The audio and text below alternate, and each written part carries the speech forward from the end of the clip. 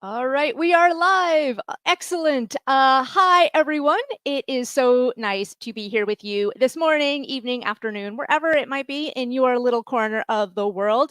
My name is Maria Wickvila, and today we're going to be talking about MBA application recommendations. Now, if you're not familiar, this is actually part 3 of a 3-part series where I have been going through all of the different parts of the MBA application. But first of all, in case you don't know who I am, let me introduce myself. My name is Maria Wickvila. I am a 2005 graduate of Harvard Business School and the founder of ApplicantLab.com, which is a DIY platform to get world-class admissions advice at a fraction of the normal price. I have now been doing admissions consulting. I'm in my 21st year of helping people get into top business schools. And if you look at what other people with my level of expertise and my caliber charge for even just 1 hour of their time, those prices add up, and it's understandable that they charge what they charge. However, it's not the only way to get fantastic advice. I created Applicant Lab to try to level the playing field so that you can get my guidance, but for less than the cost of what I could otherwise charge for 1 hour of my time. So the online platform, it covers all of the different things you might need to get into business school or to write your strongest application possible for business school and to do well in the interviews. Today, we are going to focus on recommendations. I'm going to start with sort of the journalistic questions, the who, what, where, when, why, how. Well, where doesn't really apply for us, but some of the other questions do. I'm just going to put them in a different order because I think it sort of will flow a little bit better. First, we're going to talk about the what. What even are these recommendations? What are they? What are they comprised of? Why? Why are admissions committees even asking for them? Whom should I ask? And then how do I try to get a good one? So, let's start off with the what, the very basics. You might be new around here. This might be, you might be just starting to learn a little bit about the MBA admissions process. So I am going to quickly cover what actually goes into the quote unquote letter of recommendation. So most MBA programs, at least the top ones, are going to ask for 2 letters of recommendation. There are some exceptions amongst the sort of the top programs. This is not the list of exceptions here is not an exhaustive list, but it's just to give you an example. So UVA, Darden, and Cornell both ask for 1, but if you have 2, you can submit a second one. I advise that you do, because if you got 2 people willing to go to bat for you instead of just 1, so much the better, but you don't need to. MIT Sloan asks for only 1 to be submitted, but you can then put 2 other people as additional references who may or may not be contacted depending on how things go in the application process. And then there's some schools, this is not very common, but USC Marshall, for example, does not require any letters of recommendation. So in case you're just tuning in and you're like, oh, my boss actually doesn't like me very much and nobody really likes me. Well, guess what? USC Marshall might be the place for you to apply because you don't really, at least as of the last time I checked, you don't have to submit any letters of recommendation. So what even is the recommendation? I think we have fallen into the habit or the verbal habit of calling them letters of recommendation or LORs, as is sometimes abbreviated in the lingo, but it's not technically a letter per se. Now, to be clear, if your recommender writes a standard letter and they sort of are like, okay, here's the letter that I want to upload to all of the schools, don't panic. It's fine for in most schools cases, they can either copy and paste what is already in the standard letter and put it into the text boxes, which we'll get to in a second, or in some cases they can just upload the PDF. Different schools have slightly different forms online, but sometimes if it's just like, oh, I just feel like doing the PDF, fine, they can do that. You will not be penalized if they do that. Admissions committees realize that recommenders are busy, and so they're not going to penalize you if the recommender, for whatever reason, is like, oh, I just feel like uploading a file, or I just feel like copying and pasting stuff from a letter. However, that having been said, that doesn't mean that the letter can just talk about anything. Ideally, regardless of the format in which it is submitted, it still needs to cover what admissions committees actually want to see in order for it to be useful for your candidacy. So in terms of the details, if it's not a letter, Maria, then what is it? Well, it is a pretty exhaustive online form. It's going to have the basics like their contact information. Many schools are going to ask for quite a bit of detail about how how long has this person known you? In what context have they known you? In what capacity have they known you? So one of the first things admissions committees really want to get a sense of is, does this person actually know you very well, or did they just meet you once at a conference and thought you had a nice handshake? So they're going to have to actually provide a bit of explanation as to, okay, here's how I actually know this person, how long I've known them, etc.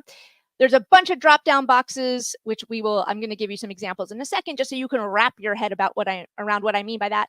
A leadership assessment grid, where they rate you amongst several personality traits.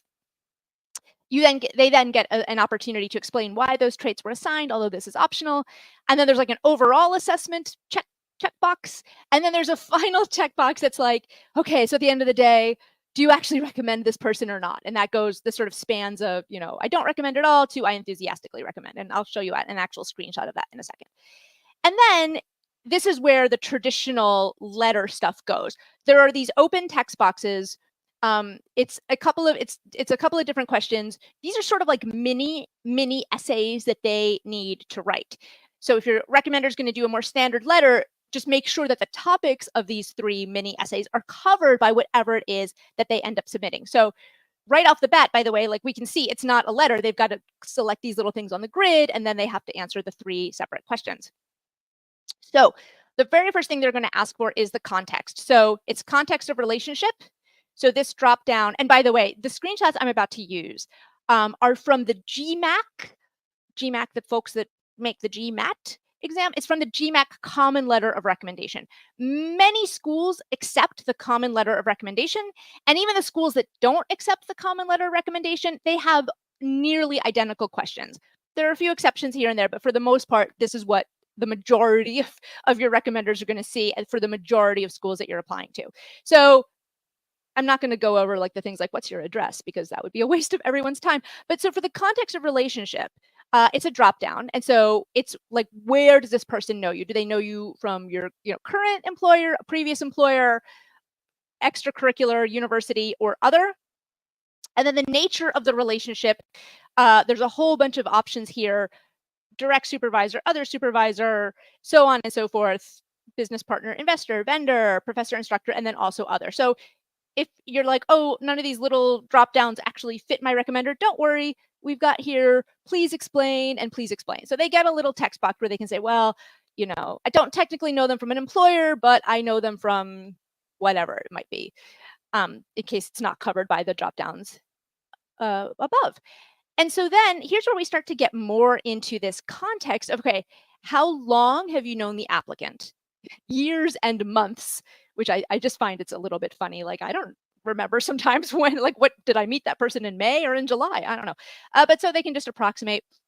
And then during which period of time have you had the most frequent contact with the applicant? Also from date to date. So I think this is interesting too, because it gives a sense of, sometimes we work for someone at one job and then we move on to a different job, but we still keep in touch with that mentor from the original job. So in this situation, let's say you've known a mentor, you had a mentor from your very first job, and they were your boss at first, but now they're no longer your boss, but they're still sort of a mentor. So basically, like this helps if you have sort of a longer term relationship with someone. It really helps me as an admissions reader figure out, like, okay, but when within the 4 years that you've known them, when were they working for you, or when were you most closely working with this person? So that really helps us sort of get a more holistic sense of what this relationship is. And then here's a little mini text box of this is, remember I said there are like the 3 mini essays. This is the first one, and I put it here even though it's in a separate part of the recommendation form, because I think thematically it's still getting at the same thing, which is, okay, so like, do you really know this person? And if so, how? So please provide a brief description of your interaction with the applicant, and, if applicable, the applicant's role in your organization. Up to 50 words. 50 words is not a lot, right? So it's not like a full-on essay, but it is a chance for them to say, like, well, I first met Maria 5 years ago, blah, blah, blah. So they can sort of provide anything that's not covered by those boxes above. They can now provide more of this additional additional context. And part of why, wow, there's a lot of questions just trying to get at how this person knows me. Because the admissions, in order for the recommendation to be useful, it has to be someone who actually knows you. So one of the first things to realize is that sometimes people have, understandably so, very understandably so, this intuition that my recommender needs to be the most senior person I have ever met, right? I was once, I helped a senator. I gave a senator from the U.S. a tour of my hometown 5 years ago, and so a senator is a very important person, and so I need to reach back out to that senator and say, "Will you write my letter of recommendation?" That is not. That's not. That's not going to cut it here. And that's part of why they're trying to get, like, have you known this person for years, or did you just meet them once? So don't necessarily think right off the bat, tip number one, don't necessarily think like, oh, I have to get the CEO of my company has to write my recommendation, or some VIP has to write my recommendation. And if you're like, well, how will they know? Well, here's how they're going to know, right? There's all these questions they're trying to get at. Like, do you actually know this you're writing a recommendation for? And so you're not going to be able to sort of fake that, which is actually a relief for everyone, right? Because it shouldn't be fair if someone met a VIP once that person, should then get any sort of credibility in terms of the recommendation. But we'll also see, as the recommendation form goes on, we'll also see that, like, a VIP that maybe you met a few times will not be able to truly fill out the recommendation in a satisfactory way. So then after they sort of ask, like, the context, how do they know you, when do they know you, etc., then there's like this leadership grid, and it's going to ask the person to rate you on a scale across 12 different sort of categories of leadership and personality traits that they are looking for. So here's what the 12 categories are. You don't need to read them right now. You can always come back to this video later and hit pause. But basically, here are the 12 categories. They're kind of across these different buckets of working with other people, or taking feedback, or pushing the institution forward. So there's 12 different ones of these. And so let's give you, I'm going to dive into an example of one of them in detail, just to give you a sense of what all 12 of them are like. So let's start with communication, professional impression, and poise. And then there's like a little summary, right? Delivers messages and ideas in a way that engages an audience and achieves buy-in, uses listening and other attending behaviors to reach shared understanding, remains calm and measured even in times of crisis or conflict. So then your recommender is then given these like different options, these little buttons. What are these called? Radio buttons to fill out and select, okay, where does this person fall on this spectrum for communication, professional impression, and poise? So notice how what's interesting is that for years, this used to be sort of like, it used to be pretty generic. It used to be like good, excellent, fair, poor, or like sometimes it would be like top 5%, top 25%. And what's interesting is that Stanford Business School, at least to my knowledge, it was Stanford that really took the lead on putting in their recommendation many years ago, like, here's some examples of exactly what we mean, instead of just top 5% or good. What does good mean? I don't know. Is the person excellent? Are they good? So Stanford, at least to my knowledge, I could be wrong, but for years, this is what Stanford's recommendation used to say. And now the common recommendation has borrowed, I'm not going to say copied, but they've borrowed some of this. So now they're sort of the same. So, okay, no basis for judgment means I've never actually seen this person communicate in a professional setting before, so right off the bat, like, that person that you met once is not going to write a very good recommendation if everything is no basis for judgment. The weak one is struggles to get points across, doesn't do well under pressure. So then the next level of what makes for a good candidate is they remain composed, but in known circumstances, right? When they're presenting to people that they know and they're comfortable with. Then moving on, the next one we have, they should appear confident. I thought it was funny that, like, the word confident or confidence, confidently, appears twice in this one. So I guess confidence is really important to them, which, when you think about creating influence amongst others, that's a big part of it. So I'm not criticizing it. It makes sense. And then the slight difference with this one is in unfamiliar situations. So it's one thing if you are sort of confident when you're talking to your own internal team and you've all worked together for 2 years, but then if you're thrown into an uncomfortable or uncommon situation, are you still able to maintain that poise? And then the next level is responds rapidly and strongly to crisis. So the one above is like, okay, like you can put them, I can put them in front of a client team and they'll do okay. But maybe that client team is friendly. The next level is, what if that client team isn't friendly? What if they're like, get out of my conference room, or there's some sort of a crisis or some sort of a negative thing that happens? Do they still remain calm? And also, are they looked to for advice and guidance? In other words, do other people on the team go to you and say, hey, I've got this presentation coming up and gosh, you're so good at this. Can you help me maybe prepare or practice or something like that? So like, it's not just, are you good? Now the circle of influence starts expanding to, are you someone that other people come to get advice on this? And then the final level, sort of the top level is, are you involved in sort of senior level meetings? In other words, can we put you in front of a CEO? Or do you then start to lose your composure? And then like sort of remains cool under pressure. So you can see here this grid and this sort of level of detail in these samples are given for each of the 12 things that we discussed above. And then at the end of those 12 things, they're going to go through and they're going to select for each of them. Beep, beep, beep, beep, beep. And then at the bottom, there's a little optional text box where if there's one thing where they're like, well, like I gave this person a 4 out of 5, but it would have been a 5 except for this. Oh man, I wish, if your recommender is saying, oh gosh, I wish there were a place like where I could explain why I gave the rating I gave. Don't worry, they get that. There's a little text box at the end of this section where they can write what they mean, or if they want to clarify anything. That is optional though. Many times it's pretty obvious, like don't feel that your recommender has to fill it out. It can also be overkill. It's not necessary. It's optional. It's truly optional. Okay, then they're not done yet. There's an overall rating. So based on your professional experience, how do you rate this applicant compared to his or her peer group?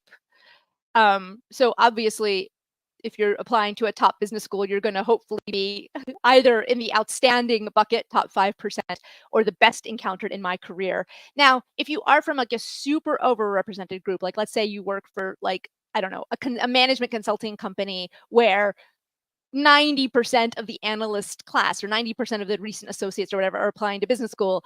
Okay, then in that case, you can be in the top 10% because top 10% at, say, a private equity firm is still super amazing.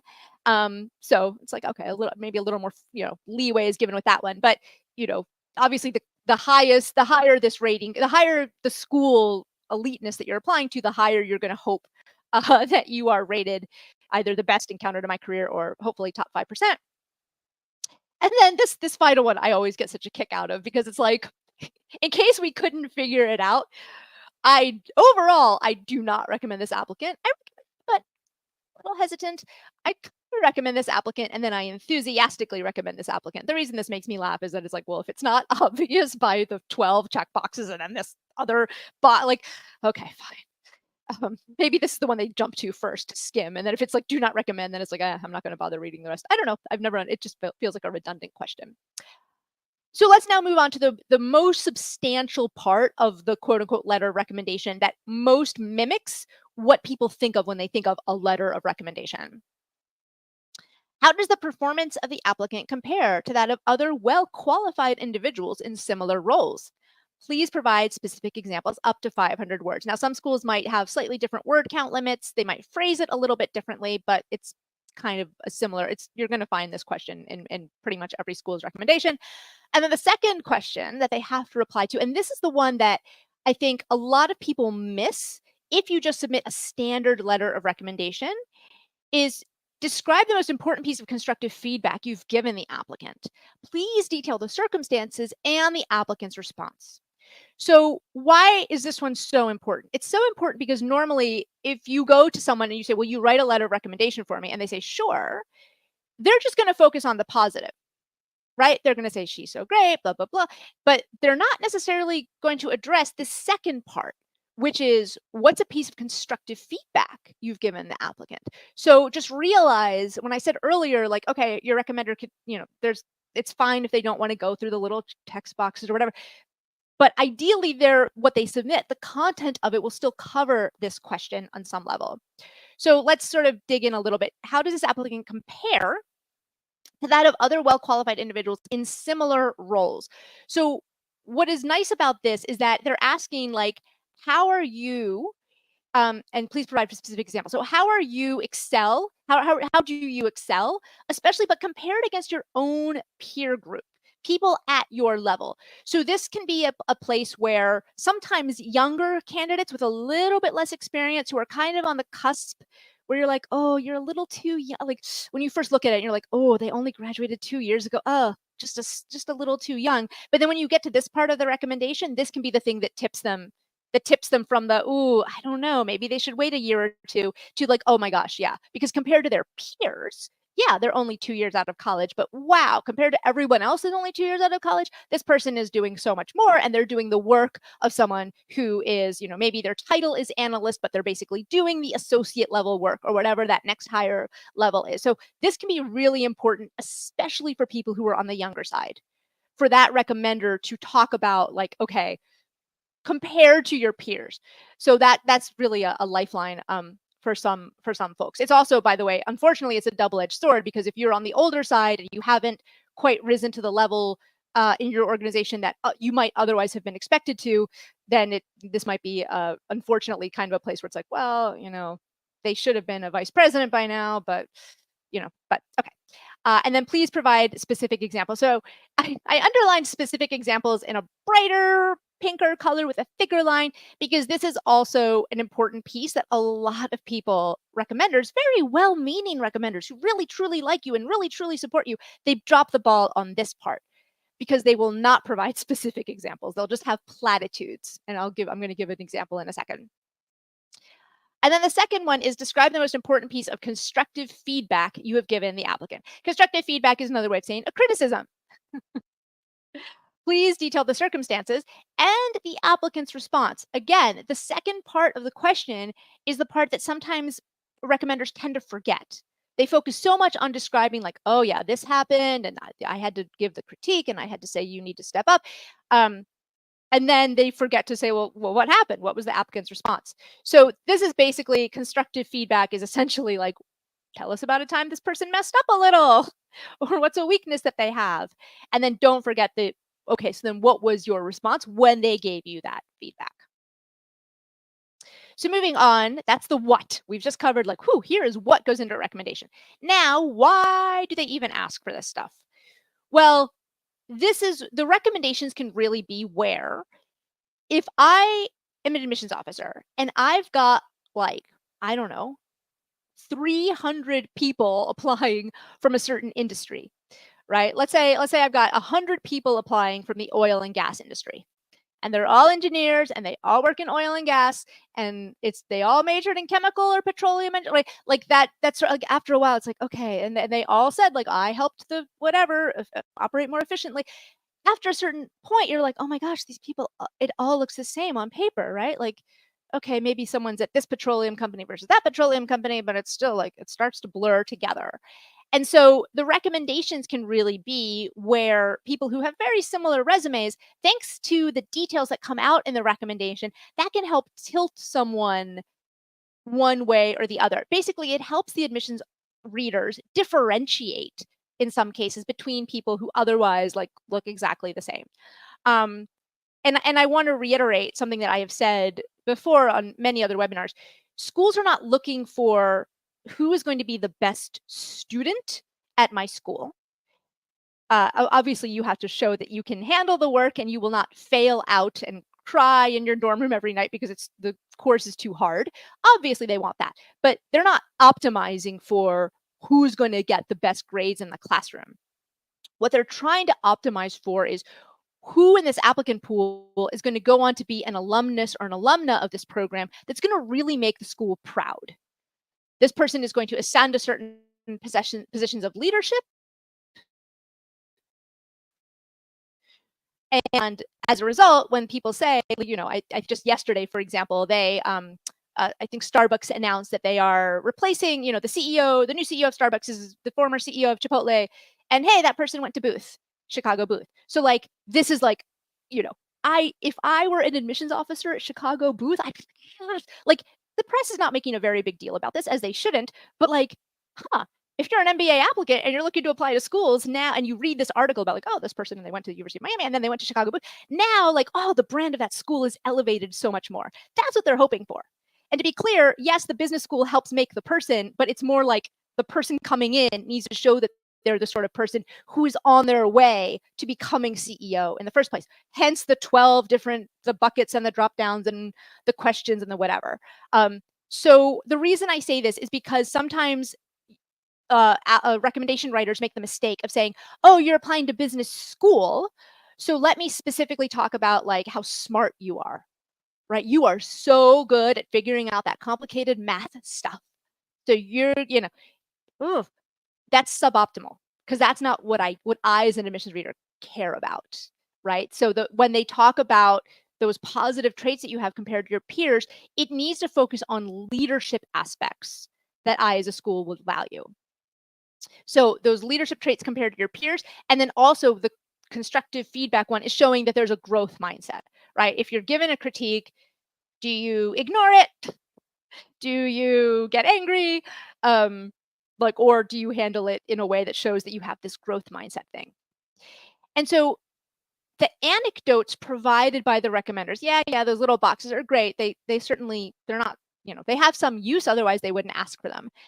But really what helps separate great recommendations are those little anecdotes, the little stories that are going to tell about you in those little mini essays. So what do those little mini essays provide? They provide additional details around accomplishments and projects that you talk about elsewhere in the application. So let's say you've got a certain accomplishment on your resume, and maybe you elaborate on it a little bit in the essay. There might be different facets to that story that, because of thanks to the word count limits that seem to shrink and shrink and shrink, honey, I shrunk the word count limits. The essays, you get less and less space in the essays with every year that goes on. They just get lower and lower. And so you might have done a year-long project that had 3 major components to it, but you don't have the space elsewhere to talk about, you only focus on this first part where you helped overcome this big issue, but then the recommender can then say, well, here, let me talk about phase 2 of this project, for example. So it might be one overarching story or project, but you can sort of divvy up with your recommender, like, okay, I'm going to talk about how I did this, and then you can talk about this other part of it to provide sort of a holistic sense of that project. They can also provide some behind the scenes info that you yourself, as a lower level employee, oh, sorry, someone's ringing my doorbell. I don't know if my mic picked that up. I apologize. You as sort of the more junior level employee, you might not realize that, for example, the CEO went to your boss and was like, wow, God, she did such a great job on that thing. That's great. Or for example, for management consultants, you might not realize that the managing director or the partner at your office specifically said, you know what, the next time we have a project on blockchain, I want her on my team, right? There's some information that you might not know just because of where you are in the organization. But so if other senior leaders within the organization, or let's say a senior person at a client site or whatever, if they're saying nice things about you that you yourself might not know about, your recommender can be the person to bring that up. Or it could also be just completely different examples that didn't fit elsewhere. So maybe it's not one long project, maybe it's 3 smaller projects, and you talk about project 1 and they talk about project 3. That could also be it. And then this final one is one of the more important pieces. It's kind of a way for you to back up your claims that you're making about yourself. I think that for me, one of the most useful and valuable indirect aspects of the recommendation is that it kind of helps keep you honest. In other words, otherwise, if there weren't any recommendations at all, then I could say, well, I invented the iPhone and I invented the internet and I invented flying cars and I'm amazing. And there's like, okay, well, how can you back that up? If you say all this amazing stuff about yourself, realize like, oh, wait, they're going to have either my bosses, we're going to talk about who could be your recommender, but it's usually your boss. They're going to have my boss's contact information and they can reach out. And this actually happened to me HBS actually called my boss to ask if to verify that there was a story that I told in one of my essays, where I had done something pretty cool. Not to toot my own horn, but I did something pretty cool, and so they didn't. I don't blame them. They didn't quite believe that I had done like maybe she exaggerated just a smidge. So they actually called my recommender and said, "Did Maria actually do this thing that she said in my recommender?" Because I did not lie. My recommender was like, "Yeah, she actually was the person running that." So just make sure like I this is for me this is one of my favorite aspects of it because otherwise then it would just be a competition in who can invent the craziest the most outlandish claim about themselves. Not great. So knowing that there's a recommender that the admissions committee can always call, or in the case of MIT Sloan, there are these additional contacts that the admissions committee can call to verify your claims about yourself. I think that helps keep everyone honest, which should be a relief to most people in this ecosystem. So that's where these mini essays come into play. That's why it's not just a grid, right? It's like, okay, actually give us details around the story. Help us picture in our mind who this person is. So remember the little mini questions that we just covered a few minutes ago? Okay. So for the first one, how does their performance compare to their peers and provide specific examples? So here's a bad example. A bad example would be something like, Maria is a hard worker who excels at contributing. She shows up to work on time and meets deadlines promptly. Her skill in building complex financial models is unparalleled. I highly recommend her. So, what's wrong with this example? First of all, the descriptions are very generic. It's not really pointing to a specific time that I excelled. It's just kind of like, yeah, she's great. Um, that's the first sentence. The second sentence is kind of she shows up to work on time and she meets deadlines. Like that's not really like demonstrating cool leadership, right? That's kind of like the bare minimum of doing your job. So that's kind of a wasted, right? That sentence is a wasted opportunity because like, okay, you're just saying that she's good at the very bare minimum of work, like not exactly what I need to help separate this person from the other 200 mechanical engineers, whatever, that are in the applicant pool, right?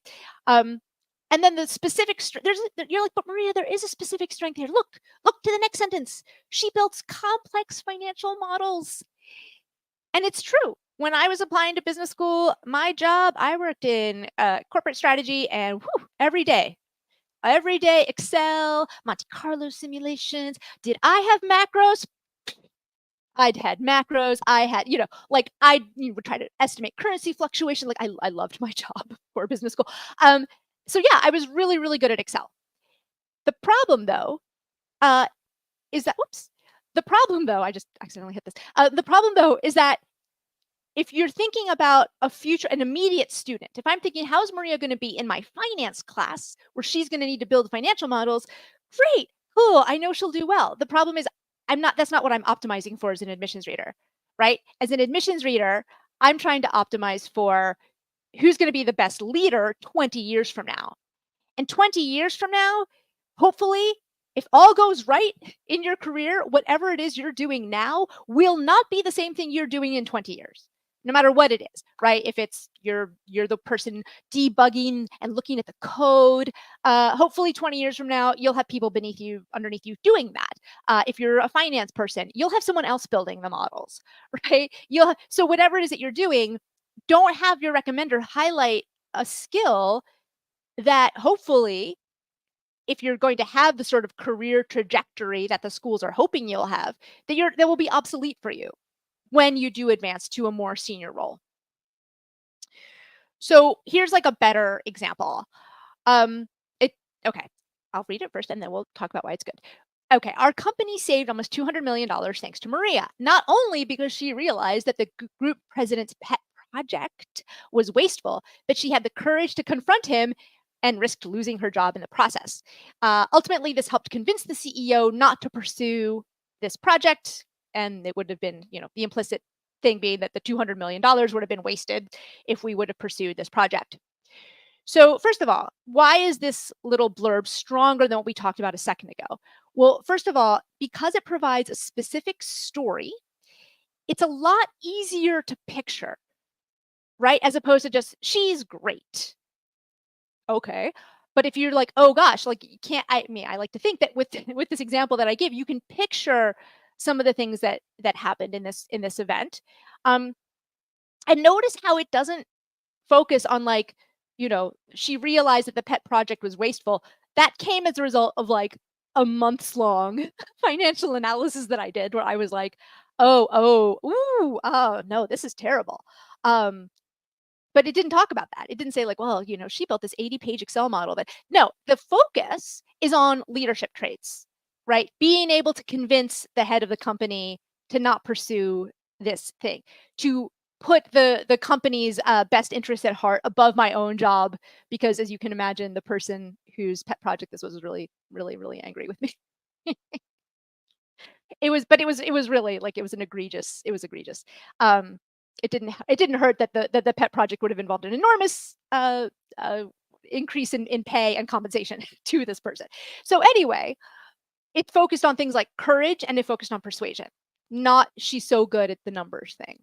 So that's what made this a much stronger part of the recommendation. Moving on to the second one, boink. The most important piece of constructive feedback, please detail the circumstance of the applicant's response. You know, I once gave Maria the feedback that she needs to understand corporate politics better, especially between executives that have been at the company for a long time. Okay, so cool, but kind of generic. I can't really picture what happened. And it also, again, this is a common one. It did not mention like, okay, so what did Maria do after you told her this, right? Okay, so a better example is something more along the lines of Maria's commitment to the truth can sometimes be a double-edged sword. Our group, the strategy group, has long-standing tension, butting heads with marketing, which she didn't know. And when she openly criticized the VP of Marketing's ideas, she didn't realize that she was stepping into a political minefield. And after I explained to her, and then there's a few more details. So after I explained to her that we needed to be more careful of our critiques of other departments, she immediately realized that she needed to do blah blah blah blah blah. And then after that, she didn't do this again. So this was a situation where I learned a really valuable lesson, because my little group within the broader company had its own different culture, and the person running this other department was very like, I don't know, authoritarian for lack of a better, and so very much about like everything happens my way versus my group, which is more about discussion and debate. So I made the mistake of going into this meeting not asking like, so hey, what's this person like? I was just like, well, this is who we are here at this company. We discuss things openly, and that's what I love about working here. Not realizing that other heads of other departments did not appreciate that level of openness.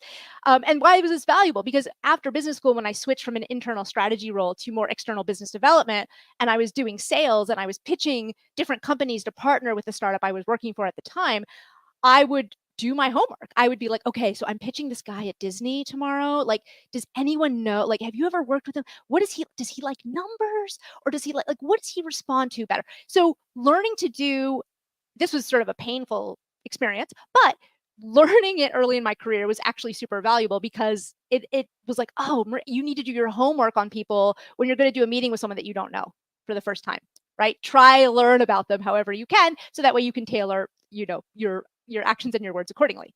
So first of all, why is this better? Well, first of all, it's a specific story. It's hopefully a little bit easier to picture than the previous description. And it also talks about the growth mindset. It follows up with like, okay, and then afterwards, here's what she did, right? When we started having meetings with other departments, she would first ask me like, hey, so, or like, we in legal, like, are we good? Or is there a turf war going on, right? Because sometimes, as you might know from your own company that you work for, there can be turf wars that break out where this different departments are jockeying for influence. So now I never made that mistake again. I was like, okay, does this department hate us or do they not hate us? Okay, moving on to the whom. Whom should I ask for my recommendation? The ideal situation here is that it's your direct current boss. And why that is should be obvious, right? Someone who is your direct supervisor can answer these questions really well, far better than most other people that you might work with. Now, if for whatever reason I just said it has to be your current boss and you had a little moment of panic because you're like, that's not going to work, Maria, don't worry. It's very common. It's surprisingly common for your current boss to not be your recommender. for the following, there can be several reasons. Number one, your boss might say something like, I can't believe you're considering leaving. Like, why would you go to business school? You know, maybe your current boss has only known you for a very short while. Maybe they're kind of new to the organization, or they're not new to the organization, but they're new to being your boss. They've known you for, the general rule of thumb is if they've been your boss for fewer than 6 months, it's totally fine. Like it can, there are other reasons why it can be fine to not use your boss, but right off the bat, if they've been your boss for less than 6 months, boom, you've got an instant excuse, an instant reason for not having it be that person. Um, Sometimes bosses like you and they've worked with you for a long time and they respect you a lot, but some people out there who, especially people who did not do an MBA themselves, are like, well, why would you do an MBA? That's stupid, right? Like, I'm not, yeah, do whatever you want, but you're wasting your time, you're wasting your money. If that person is kind of like not super enthusiastic about the idea of the MBA in general, then they might not write the most glowing recommendation. I mean, we hope they do, but they might not, because maybe even subconsciously they're opposed to you doing this, right? So, right, that might not be the best person to ask. And maybe your boss just doesn't like you. Totally, totally fine. It's human. It's humans. You're human. They're human. Everyone's human. Humans are messy.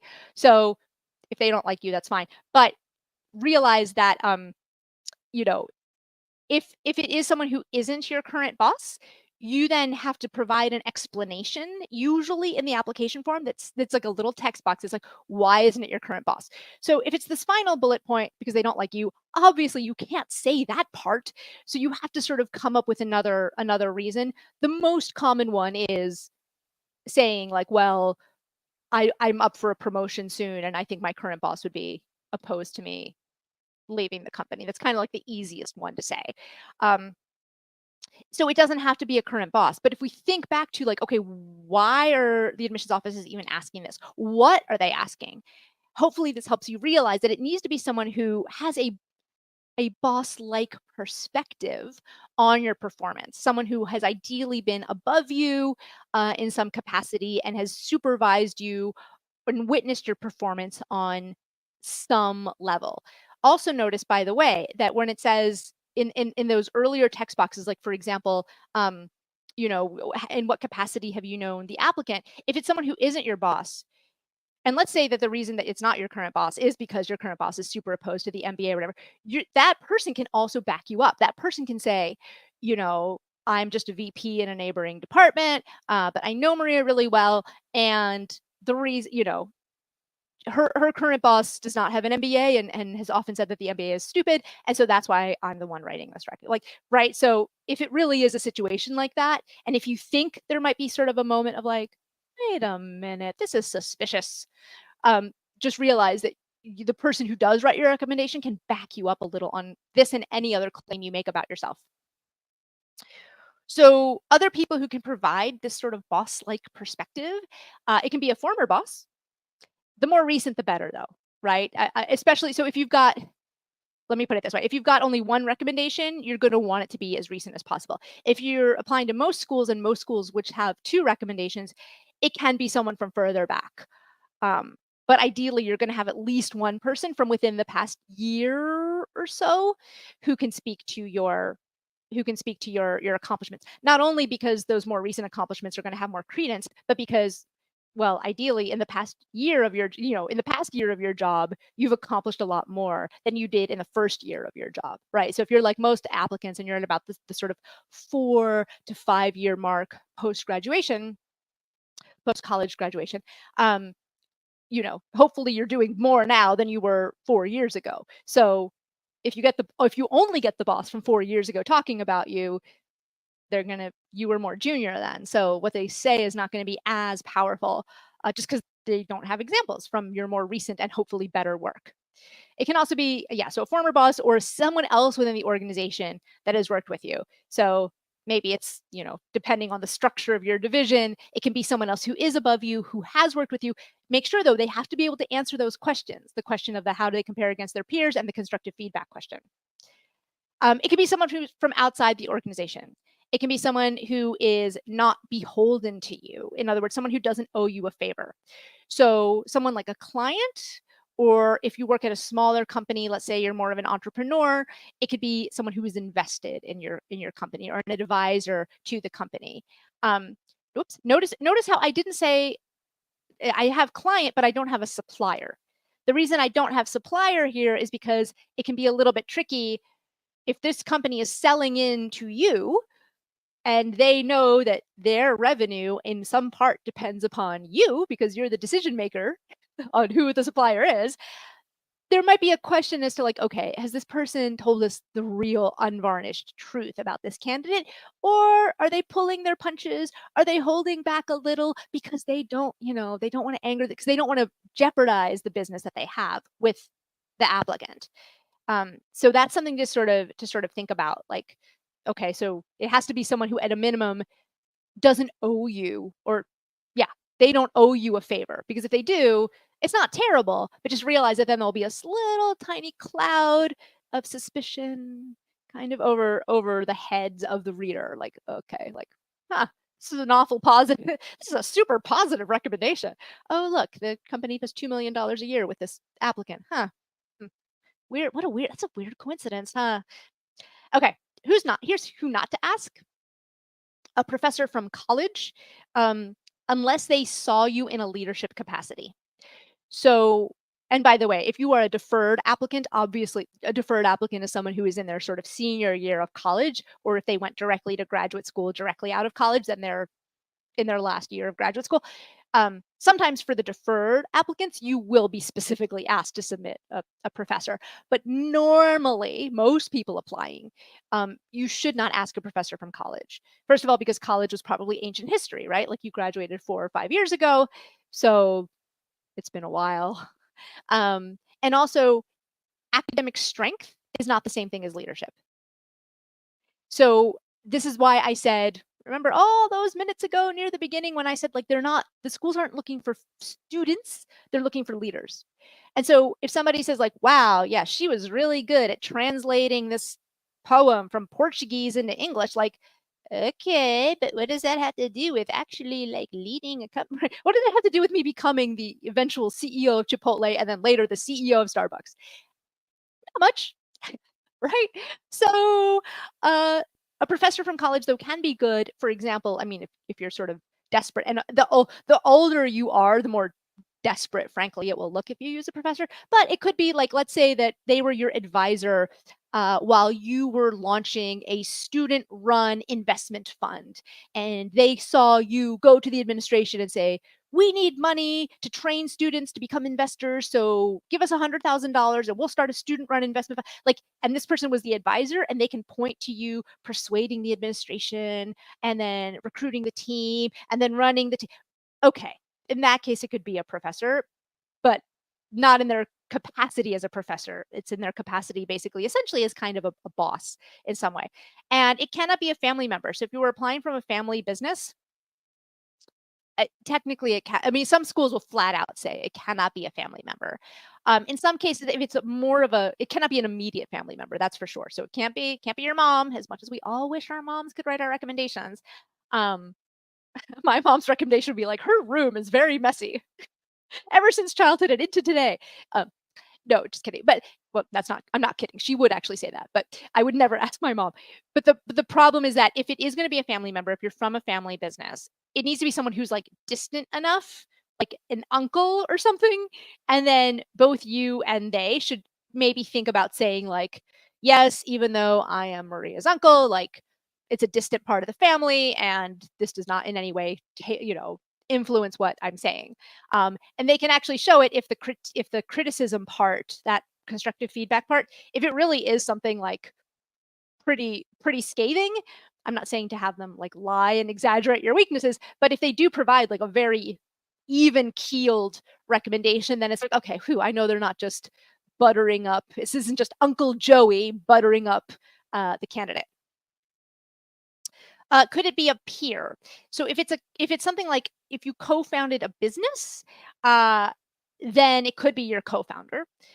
Otherwise, it could be someone that is sort of a peer at work. I would hesitate. I would much rather that it be someone in some sort of a senior position above you.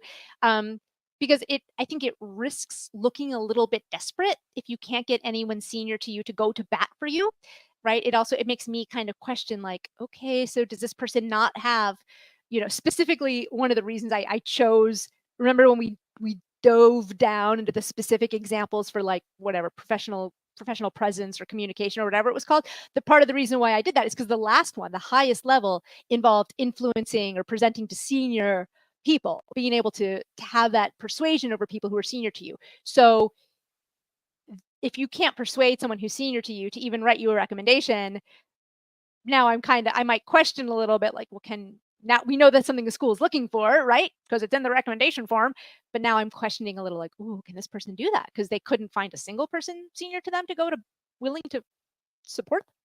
And also, a peer's not going to have that higher level perspective, right? A peer won't be able to say something like, secretly within the boardroom, people were, saying such good things about her.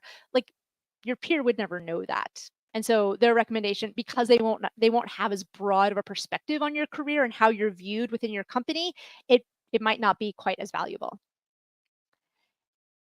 At the end of the day, if you have to go with someone else, just at the core, go back to always, why is the AdCom asking this in the first place? They're trying to find future leaders, and they're trying to get an unbiased, unbribable, uninfluenceable sense of, like, a perspective from someone who has a sense of who you are, but who is also not, like, doesn't owe you a big favor. So the list provided here is not an exhaustive list.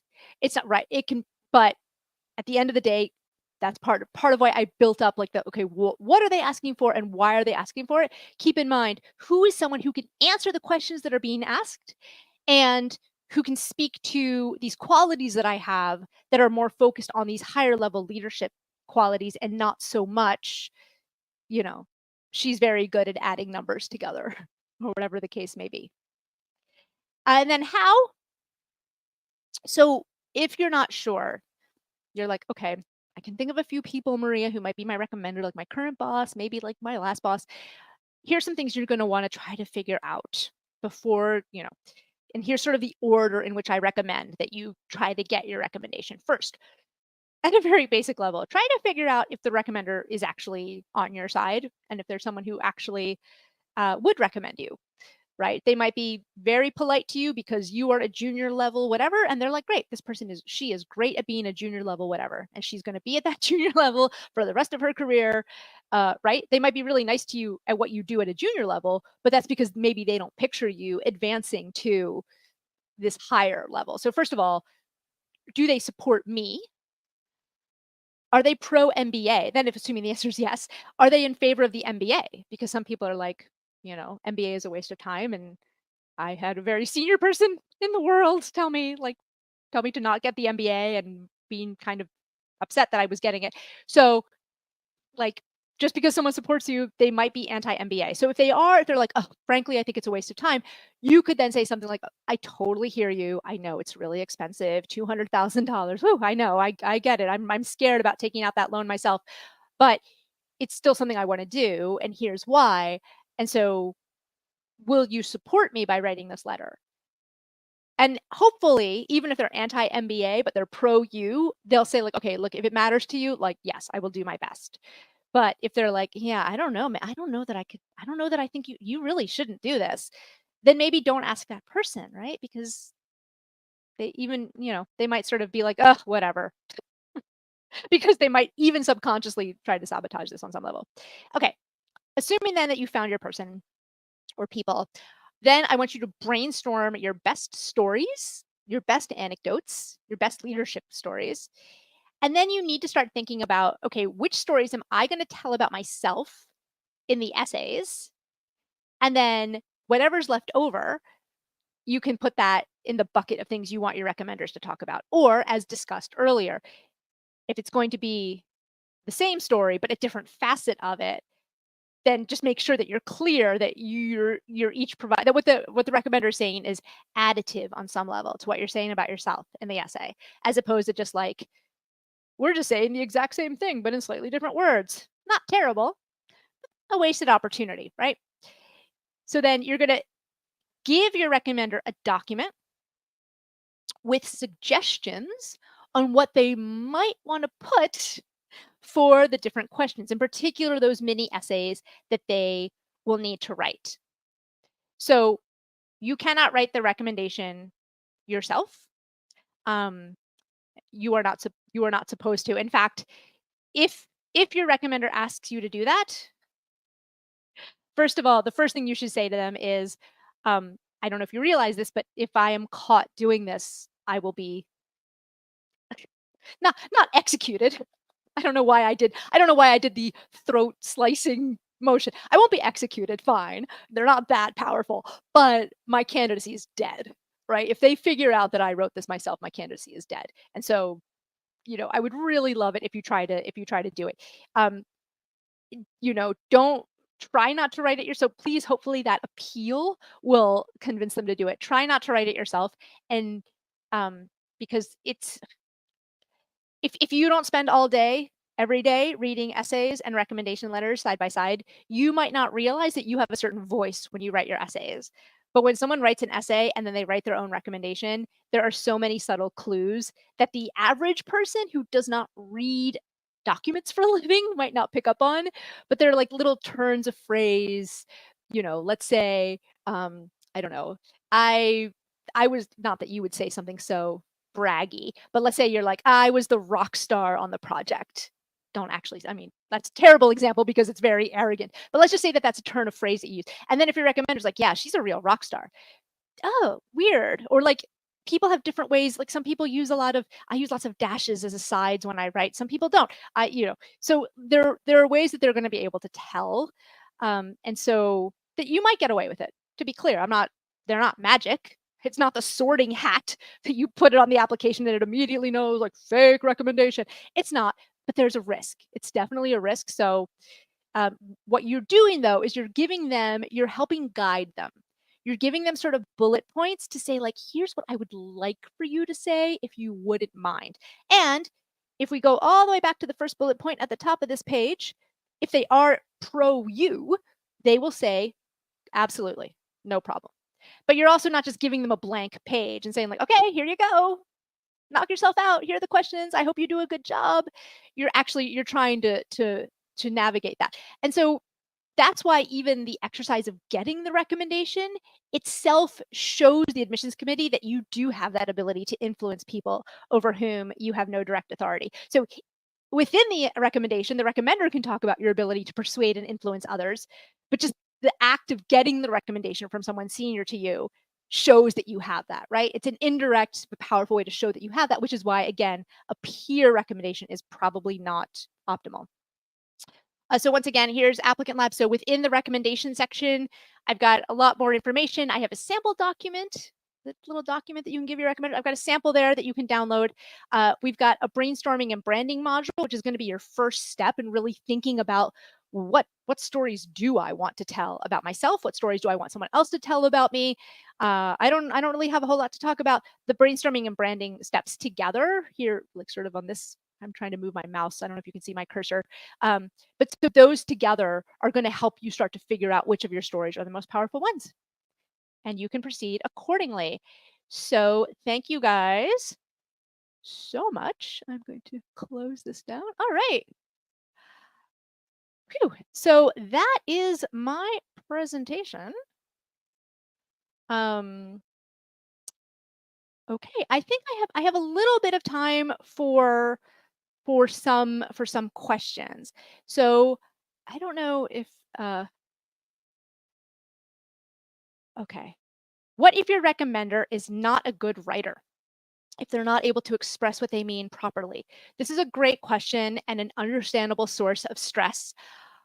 Don't worry too much about it. The substance is what matters. So if it's not grammatically, I mean, if it's completely incomprehensible, that's not. But if the grammar is off, if the phrasing isn't good, that's actually not what matters. What matters is the substance of the story. So it doesn't have to be an optimal, they don't have to express it in an optimal way. They have to be able to at least express the basics of the story so that I can picture it. But don't worry about like, oh, my recommender's a terrible writer. That's okay. again, the admissions committee is not going to punish you for the fact that your recommender is not a good writer. Pick the person who is going to be able to answer those questions and tell the story or stories that are going to make you look the best, even if English is not their primary language or whatever. Like, don't worry about that. Is the letter of recommendation for a MIM any different from MBA? You know, Roshan, I'm not going to pretend that I'm a super expert on the MIM experience. However, I would assume that it's very similar because basically the master's in management programs, for those of you who don't know what MIM is, it's sort of like the pre, like if soon after you graduate from college, if you want to get into an entry level business job, it's kind of like a mini MBA. Or so, you know, sometimes people will do it like a MIM first and then they'll do an MBA several years later. To the extent that MIMs are looking for the same interpersonal qualities as an MBA program, I would think that they're very similar. I'll tell you one thing, the essays for the MIMs are usually almost identical, right? Why do you want to get this degree? Why do you want to come to our school? Sometimes they might have a leadership essay where you have to write about. So based on the essays, they're usually pretty identical. And when you think about it, it's a master's in management versus a, you know, it's sort of an early career master's in management versus a 4 to 5 years into my career master's in management. So they're looking for the same qualities, but just younger.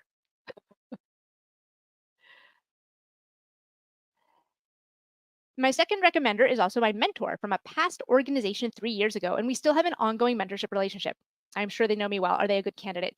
Yes, they are. So if we think about the fact that, I mean, this, because it's older, I would just make sure that your other recommenders from far more recently than 3 years ago. But first of all, because they continue to know you and have a mentoring relationship, maybe their example of the time they gave you constructive feedback, that example might actually be from a year ago, even though you're not formally working with them anymore. If they have continued to be a mentor, right? So this is good because they can say, I've known this person for 3 years. I worked with them more closely back then, but I gave them the critical, you know, last year they were struggling at their job and I gave them the feedback of like, oh, here's how you should handle this situation with your boss.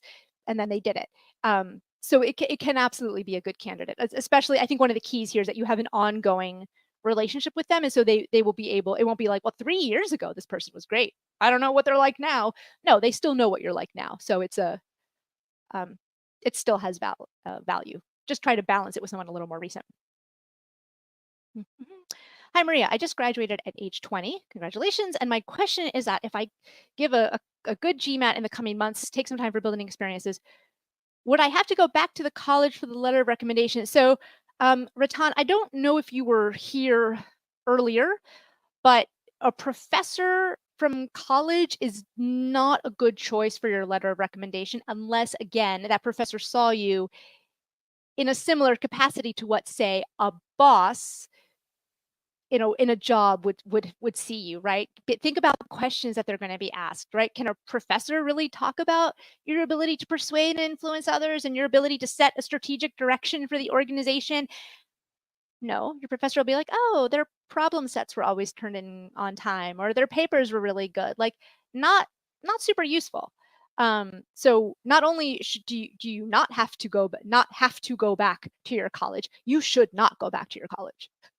You should, and by the way, to be clear, like if you just graduated from college, you should not be applying for an MBA anytime soon.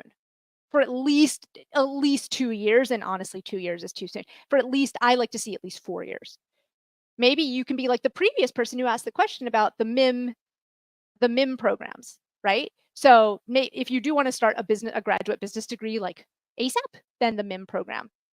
Um, Oh, and someone in the comments wrote for the MIM programs, it's at least one reference that's academic rather than two that are prepared. Okay, thanks, Abby, for that clarification. Yeah, that makes sense because similarly, the when I mentioned the deferred applicants, who are the people who apply to an MBA program their senior year of college, those folks usually do need one professional and one academic, but that's because it's like, well, what else am I going to go on, right? If you haven't even graduated yet. So to the extent that the MIM/deferred people are usually like either college seniors or very recent graduates, that makes sense. So thank you for that clarification. All right. Okay, okay, that's it. We are done. We are out of time.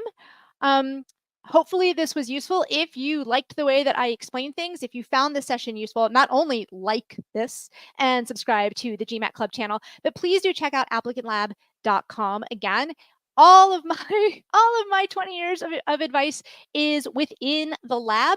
Should there be something in the lab that isn't covered, like a weird situation, an uncommon situation, you just email me. You email me at support@applicantlab.com, and I strive to get back to everyone within 3 business days or less in case there's something that isn't covered. So please do check out my product. Even if you're working with a traditional consultant, it's always good to get a second opinion sometimes. So you can always use Applicant Lab either as your primary source of advice, or you can use it to kind of verify advice that you're perhaps paying a lot more for someplace else. So thank you so much. Feel free to reach out. And with that, have a great rest of your day. Thank you so much.